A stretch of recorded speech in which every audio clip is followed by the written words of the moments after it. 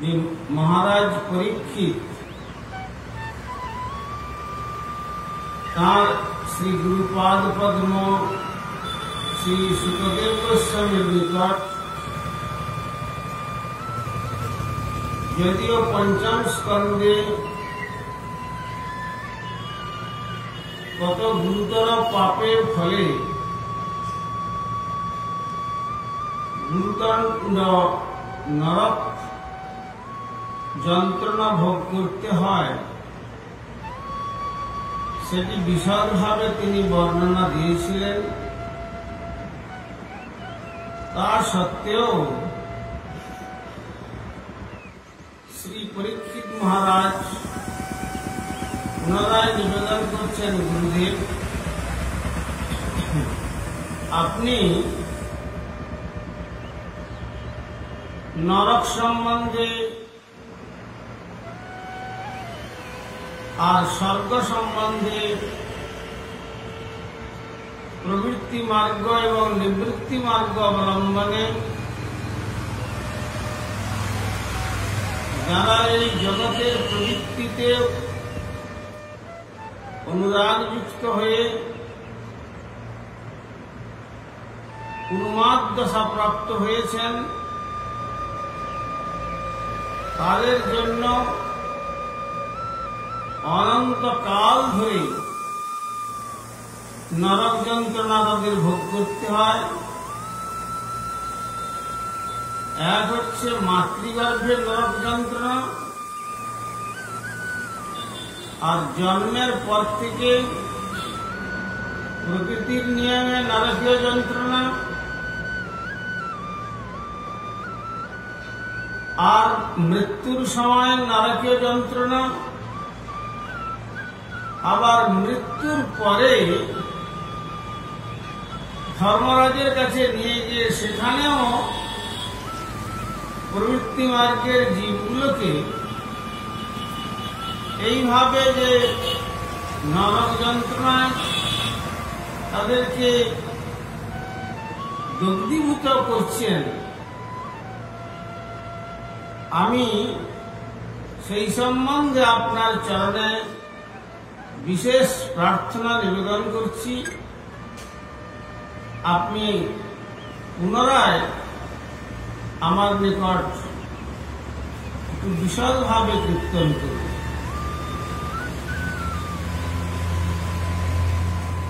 আর যারা নিবৃত্তি মার্গেতে এই ধরাধামে জন্মগ্রহণ করে পঞ্চেন্দ্রিয় এবং পঞ্চকর্মেন্দ্রিয় এবং পঞ্চ জ্ঞানেন্দ্রিয় মন বুদ্ধি অহংকার চিত্তবৃত্তি যে স্বাভাবিক যে ভোগ প্রবৃত্তি, সে ভোগ প্রবৃত্তি থেকে বিরত হয়ে তারা নিবৃত্তি মার্গে যে ভগবত ধাম যাত্রা করে, তারা অনন্ত কালের জন্য অনন্ত শিবানন্দে তার জীবনটিকে ভরিয়ে তুলেন, সে সম্বন্ধে আপনি আমার নিকট বিশদভাবে একটু বর্ণন করুন।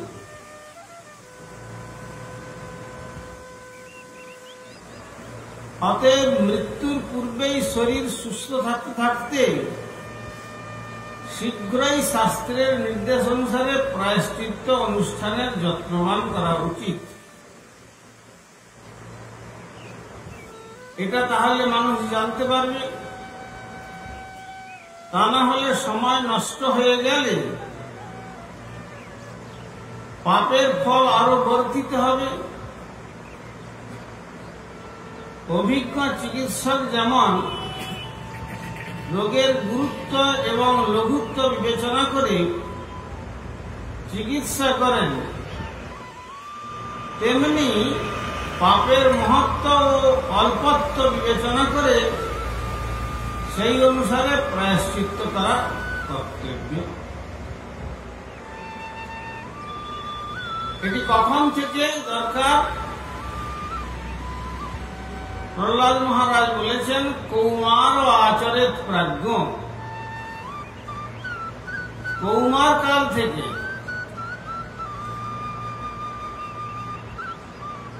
কৌমার কাল 5 বৎসর বয়সের সময় থেকে উপযুক্ত পিতামাতা পুত্রকন্যাকে শ্রী ভগবত ভজনের উপদেশ প্রদান করবে।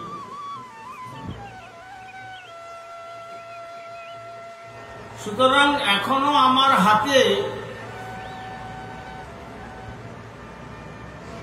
6 দিন সময় আছে।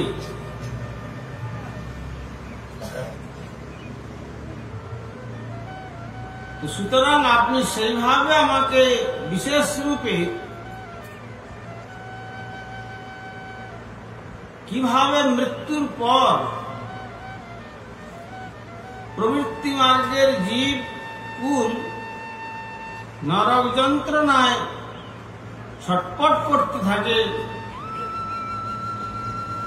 সেটি একটু আমাকে ভালো করে আমার নিকট উত্তর করুন।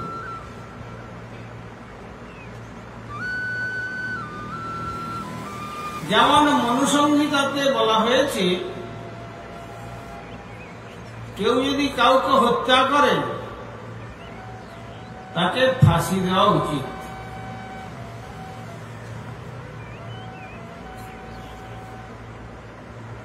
এইভাবে তার জীবন উৎসর্গ করার ফলে সেই পাপের প্রায়শ্চিত্ত হয়।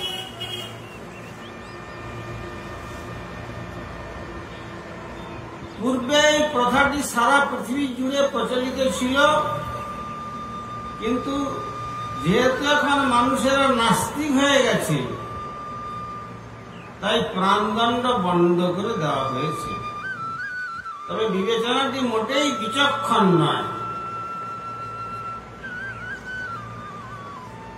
তাই এখানে বলা হয়েছে যে রোগ নির্ণয়ে সক্ষম বৈদ্য রোগ অনুসারে যেমন ঔষধ দেন,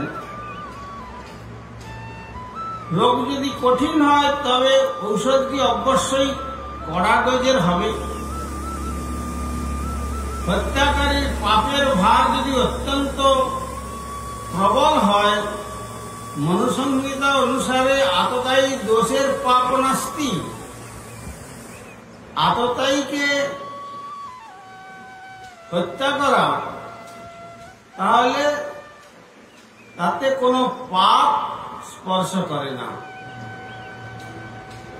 সুতরাং সেই অনুসারে হত্যাকারীকে প্রাণদণ্ডে দণ্ডিত করা কর্তব্য।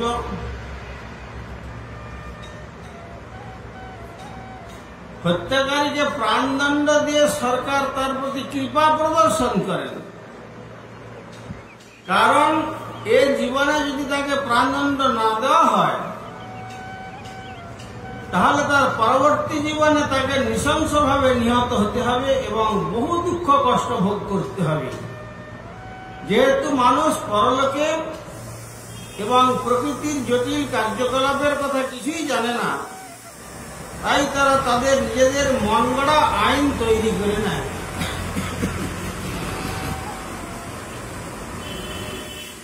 তাদের কর্তব্য শাস্ত্রের দ্বারা যে প্রতিষ্ঠিত আইনগুলি যথাযথভাবে আলোচনা করে সেই অনুসারে আচরণ করে। ভারতবর্ষে আজও হিন্দু সমাজ পাপের বোঝা থেকে মুক্ত হওয়ার জন্য কিভাবে প্রায়শ্চিত্ত করতে হয় সে সম্বন্ধে অভিজ্ঞ পণ্ডিতদের উপদেশ গ্রহণ করেন। তেমনি আবার খ্রিস্ট ধর্মেতে পাদ্রীর কাছ থেকে পাপ স্বীকার করে নেয়, প্রায়শ্চিত্তের প্রথা রয়েছে।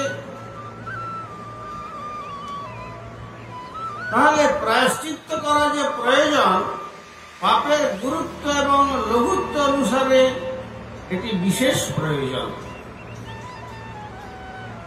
কিন্তু বর্তমান সমাজে এতই কলুষিত সমাজ, এই সমস্ত পারমার্থিক যে নির্দেশনা, সেই নির্দেশনা তারা না মেনে কপটতার দ্বারা সম্পূর্ণ শাস্ত্রীয় বিধিনিষেধকে অপমান করে তার পরিবর্তে তারা নিজেদের মন গড়া বিধান ব্যবস্থা দেন।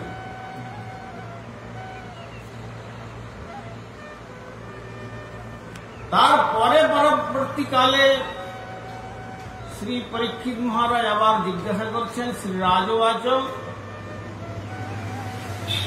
দৃষ্ট শ্রুতাভ্যাং যৎ পাপম জানন্নপ্যাৎ মনোপহিতম করতি ভূয়ো বিবশ প্রায়শ্চিত্তম মথো কথম কোচিন নিবর্ততে অভদ্রাৎ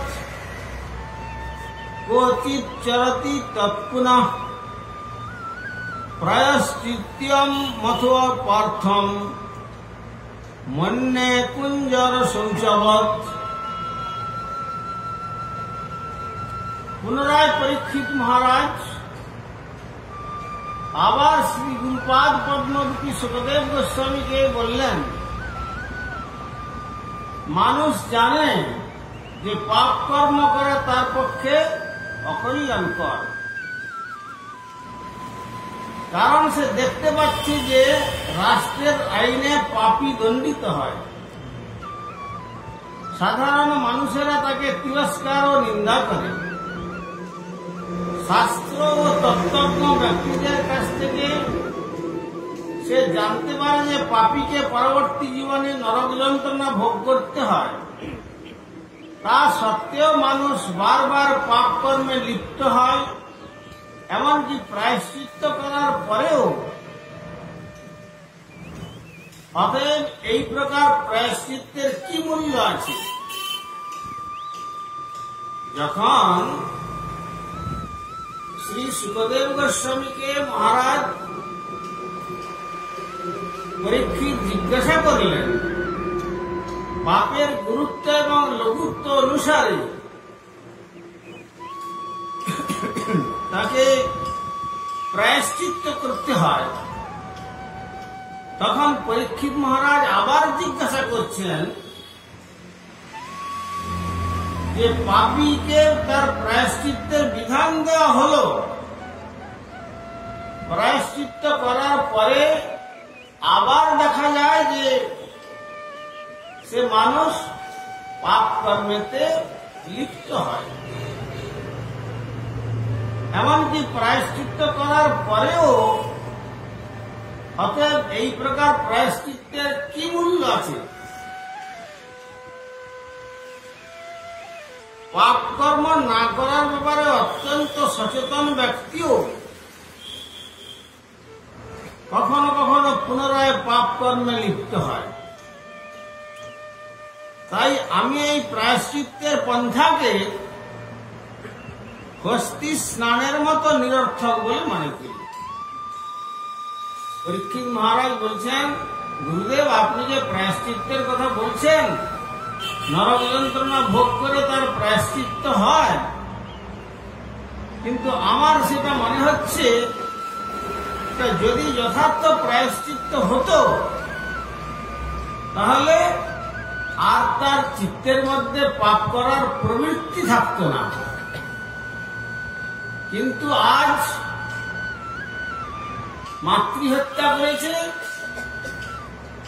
তার জন্য পণ্ডিতগণ বিধান দিলেন প্রায়শ্চিত্ত করতে হবে। প্রায়শ্চিত্তের অনুষ্ঠান করে কিছু টাকা পয়সা খরচা করানো হলো, তারপরে দেখা গেল যে পিতৃহত্যা করে বসছে। তারপরের দিন কিছুদিন পরে দেখা গেল যে ভ্রূণ হত্যা করছে। কিছুদিন পরে দেখা হলো যে গো হত্যা করছে, ইত্যাদি ইত্যাদি রূপে পাপের কার্য থেকে তিনি বিরত হতে পারছেন না। সুতরাং পরীক্ষিত মহারাজ তাই বলছেন, তাহলে এই প্রায়শ্চিত্তের কি মূল্য আছে? তাই আমি মনে করি যে এই প্রায়শ্চিত্তের পন্থাকে হস্তি স্নানের মতো নিরর্থক। কেন হাতিকে যদি সকালবেলা অতি সুন্দর করে সাবান টাবান দিয়ে ভালো করে শ্যাম্পু দিয়ে স্নান করিয়ে দেন, স্নান করানোর পরে হাতি যেই জল থেকে ডাঙায় আসবে, তারপরে সে যেমন তার সুর দিয়ে কিছু ধুলি নিয়ে আবার তার অঙ্গেতে ছিটিয়ে আবার ময়লা মেখে ফেলে, ঠিক তথাকথিত প্রায়শ্চিত্তকেও আমি সেই রকম মনে করি। ডাঙায় উঠে এসেই তার মাথায় ও গায়ে সে পুনরায় ধুলি নিক্ষেপ করে। অতএব আপনি আমার এই প্রশ্নের যথাযথ সমাধান প্রদান করবেন। শ্রী বাদরায়ণ উবাচ কর্মণা কর্মনির্হারো ন ঝাত্যন্তি ইষ্যতে অবিদ্যাধিকারিত্বাৎ প্রায়শ্চিত্তং বিমর্শনং নাশ্নাত পথ্যমেবন্নং ব্যাধয়ো ভবন্তি এবং নিয়মকিদ রাজন শনৈ ক্ষেমায় কল্পতে। এই প্রশ্নের উত্তর দিতে গিয়ে বেদব্যাস নন্দন শ্রী সুখদেব গোস্বামী চরণ উত্তর দিলেন, হে রাজন, যেহেতু পাপ কর্মের ফল নিষ্ক্রিয় করবার এই পন্থাটিও সকাম কর্ম, তাই তার দ্বারা কর্মের বন্ধন থেকে মুক্ত হওয়া সম্পূর্ণরূপে যায় না। যারা প্রায়শ্চিত্তের বিধি অনুসরণ করে তারা মোটেই যথার্থ বুদ্ধিমান নন। প্রকৃতপক্ষে তারা তমগুণের দ্বারা আচ্ছন্ন। যতক্ষণ পর্যন্ত মানুষ তমগুণের প্রভাব থেকে মুক্ত না হয়, ততক্ষণ একটি কর্মের দ্বারা অন্য কর্মের প্রতিকারের চেষ্টা সম্পূর্ণরূপে ব্যর্থ হয়। কারণ তার ফলে কর্মবাসনা সমূলে উৎপাদিত হয় না। আপাত দৃষ্টিতে সেই সমস্ত ব্যক্তিদের পুণ্যবান বলে মনে হলেও তারা পুনরায় পাপ কর্মে লিপ্ত হবে, সেই সম্বন্ধে কোনো সন্দেহ নাই। তাই প্রকৃত প্রায়শ্চিত্ত হচ্ছে বেদান্তের পূর্ণ জ্ঞান লাভ করা, যার দ্বারা পরম সত্য পরমেশ্বর ভগবানকে হৃদয়ঙ্গম করা যায়। প্রকৃত এইটাই হল যথার্থ প্রায়শ্চিত্ত। যেমন আমাদের শ্রীচৈতন্য মহাপ্রভুর আমলে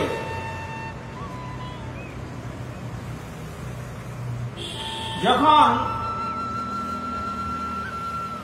মুসলমান হুসেন সাহেব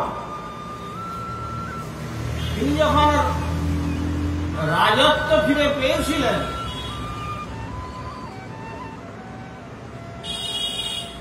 একদিন তার পত্নী দেখলেন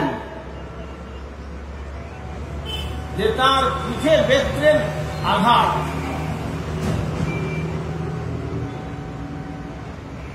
তখন জিজ্ঞাসা করলেন, মহারাজ,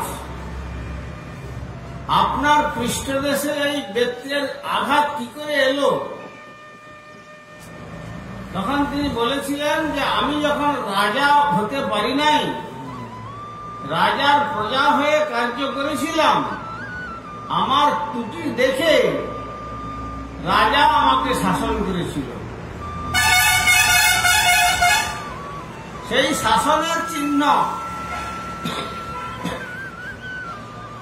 এই কথা শ্রবণ করে তার স্ত্রী বললেন, সেই রাজা এখন আপনার প্রজা হয়েছে, সুতরাং এর উপযুক্ত শাস্তি আমি দিতে চাই। তবে হুসেন সাহেব প্রথম রাজি হননি, কিন্তু পরবর্তীকালে স্ত্রীর একান্ত অনুরোধে যখন তিনি রাজি হয়েছিলেন, শেষ পর্যন্ত বললেন, ঠিক আছে, প্রহার করে প্রাণ নেওয়া আর হিন্দুকে মুসলমান ধর্মেতে ধর্মান্তরিত করা ওই একই কথা। এই বলে তখন কি করলেন, তিনি তাকে সুবুদ্ধি রায় রাজাকে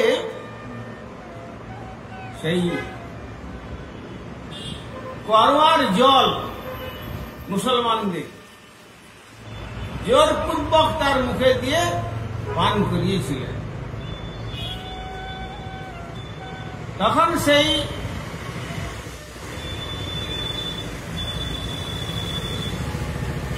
সেবক রাজার উপরে কোনো কিছু কার্য করতে পারবে না। তখন পণ্ডিতদের কাছ থেকে বিধান নিতে গেলেন।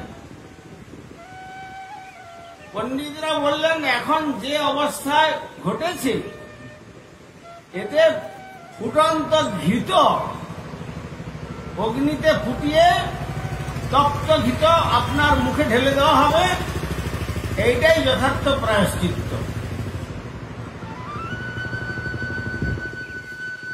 তো তখন তিনি বললেন, ফুটন্ত ঘৃত যদি মুখে ঢেলে দেওয়া হয় তাহলে তো আমার মৃত্যু হবে,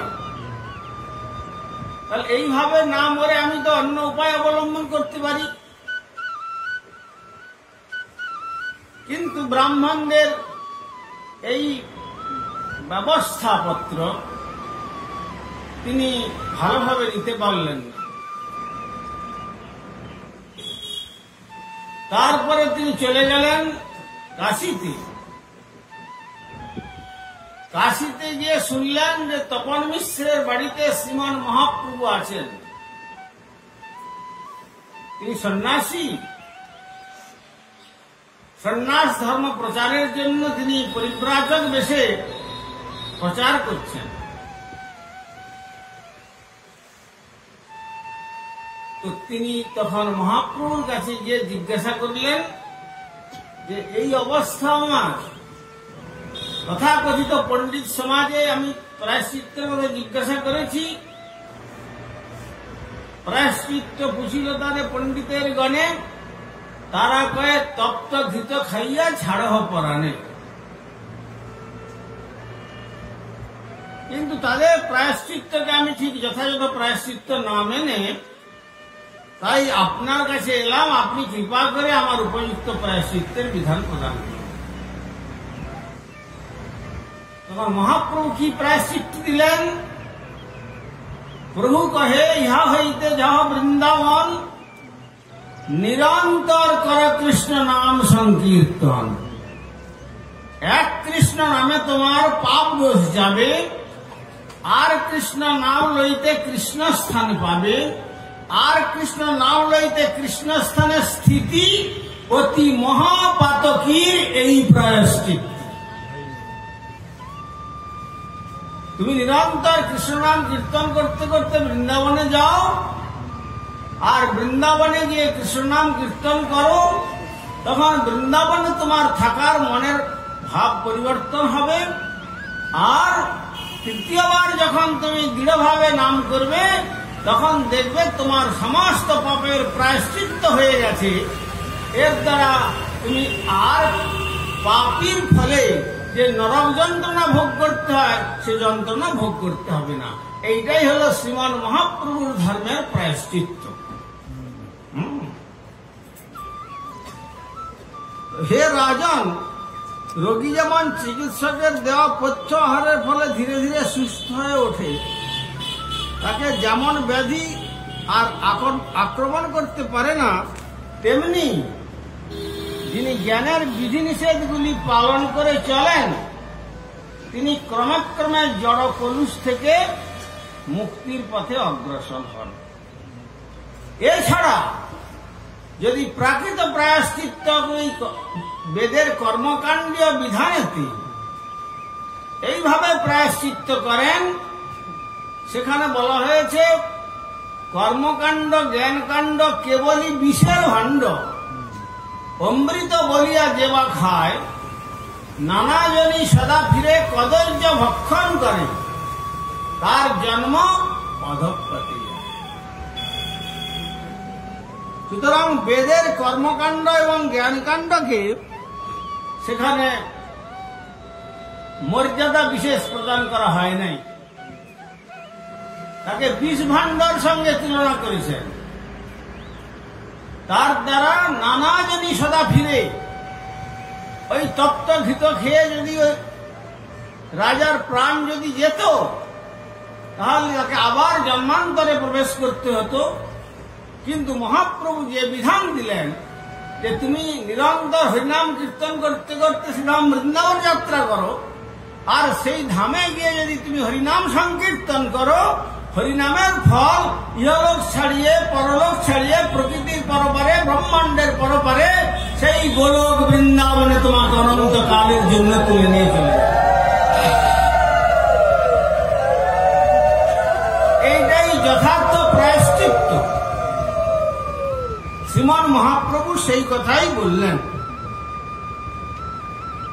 আর তাছাড়া কর্মযোগ তপাদিকে যারা বহুমানন করেন, ব্রহ্মা যখন গোবিন্দের স্তব করছিলেন দশম স্কন্ধেতে দ্বিতীয় অধ্যায় জৈন অরবিন্দাক্ষ বিমুক্ত মানিন তজ্জস্বভাবাৎ অবিশুদ্ধ বুদ্ধয় আরুহ্য কৃচ্ছেন পরম পদং তত পতন্ত অধ অনাদৃত যুষ্মদঙ্গ্রয়। যারা ভগবানের পাদ পদ্মকে আরাধনা না করে কৃত্রিম তপস্যার দ্বারা তারা নিজেদেরকে মুক্ত বলে অভিমান করে, তাদের বুদ্ধিটা অশুদ্ধ বুদ্ধি, অবিশুদ্ধ বুদ্ধি, বিশুদ্ধ বুদ্ধি নয়। সাধনার দ্বারা আরুহ্য কৃচ্ছেন পরম পদং তত, সাধনার দ্বারা 200 হাত উঁচুতে আকাশ মার্গে উঠে যাবে, শরীরকে বাতাস অপেক্ষাও হালকা করে ফেলতে পারবে, আর দেহকে অত্যন্ত সামান্য মশকের মতো রূপ করে নিতে পারবে। অনিমা লঘিমা প্রাকাম্য কামপ্রায়িতা ইত্যাদি ইত্যাদি যে অষ্টাদশ যোগ সিদ্ধি আছে, তার দ্বারা অনেক দূর উঠে যেতে পারবে। কিন্তু তার দ্বারা সে মনে করতে পারে যে আমি পরমপদ লাভ করে ফেললাম, কিন্তু পতন্ত অধ অনাদৃত যুষ্মদঙ্গ্রয়। হে গোবিন্দ, তোমার পাদ পদ্মে অনাদর হওয়ার দরুন সে যত দূরই তারা যাত্রা করুক না কেন, আবার তাদের অধঃপতন ঘটবে। তাই শ্রী ভগবান নিজে বলেছেন গীতাতে, মামুপেত্য তুকুন্তেয় পুনর্জন্ম ন বিদ্যতি ন তদ্ভাসয়তে সূর্য ন শশাঙ্ক ন পাবক যদ্গত্বা ন নিবর্তন্তে তদ্ধাম পরমং মম। যেখানে এই সূর্যের কিরণ যেখানে পৌঁছয় না, এই চন্দ্রালোক যেখানে আলোকিত করতে পারে না, আর এই পবনদেব যেখানে যাত্রা করতে পারেন না, সেই অপ্রাকৃত বৃন্দাবন ধাম, সেই বৃন্দাবন ধামে যেখানে যদি একবার কোন সৌভাগ্যবান জীব আমার আরাধনার দ্বারা আমার লোকে পৌঁছতে পারে, আর তাকে জন্ম মরণ চক্রের মধ্যে আবর্তিত হতে হবে না, এবং সমস্ত রকমের প্রায়শ্চিত্ত তখন তাদের করতলগত হয়ে থাকবে। অতএব মনকে একাগ্র করবার জন্য ব্রহ্মচর্য পালন করা অবশ্য কর্তব্য। কখনো সেই স্তর থেকে পতিত হওয়া উচিত নয়। স্বতঃস্ফূর্তভাবে ইন্দ্রিয় সুখ পরিত্যাগ করে তপশ্চর্য করা উচিত নয়। মন এবং ইন্দ্রিয় সংযত করা উচিত, দান করা উচিত, সত্যনিষ্ঠ হওয়া উচিত, সূচি হওয়া উচিত, অহিংস হওয়া উচিত, বিধিনিষেধ পালন করা উচিত, নিয়মিতভাবে ভগবানের দিব্য নাম জপ করা উচিত।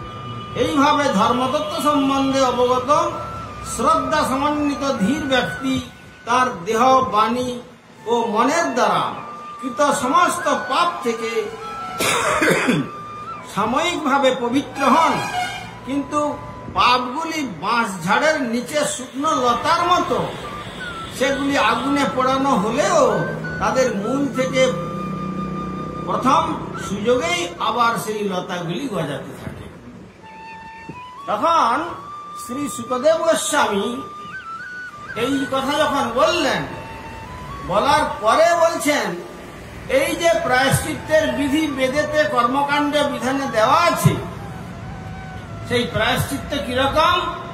যেমন বাঁশের ঝাড়ে আগুন দিলে যেমন উপরে বাঁশগুলো সব পুড়ে যায়, আবার যখন বর্ষাকালের ভারী বর্ষণ হয় তখন তাদের মূল থেকে আবার যেমন বাঁশের অঙ্কুরোদ্গম হয়, ঠিক সেই প্রকার জগতের মানুষের এই পাপের দ্বারা কর্মকাণ্ডীয় বিধানকে প্রায়শ্চিত্ত করলেও বর্ষার সময় মানে আবার যথা সময়ে তাদের চিত্তের মধ্যে আবার সেই পাপের প্রবৃত্তি জাগরিত হয়, সেই ব্যক্তি পাপ করতে বাধ্য হয়।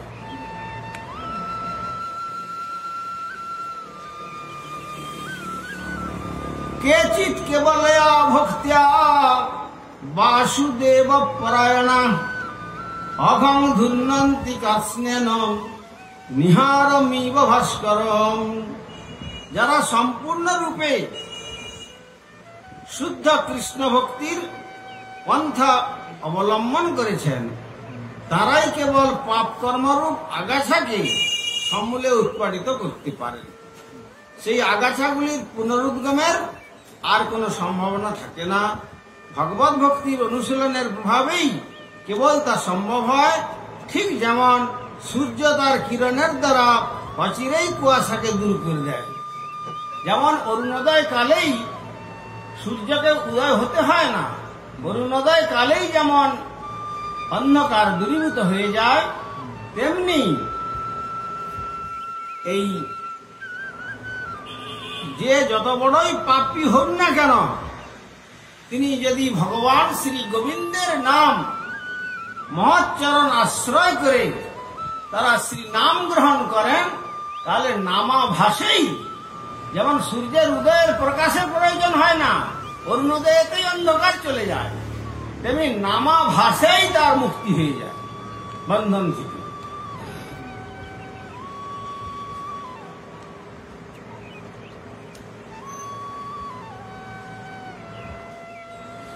ন তথা ভগবান রাজন পুয়েত তপয়াদিভি যথা কৃষ্ণার্পিত প্রাণ তৎপুরুষ নিষেবয়াম।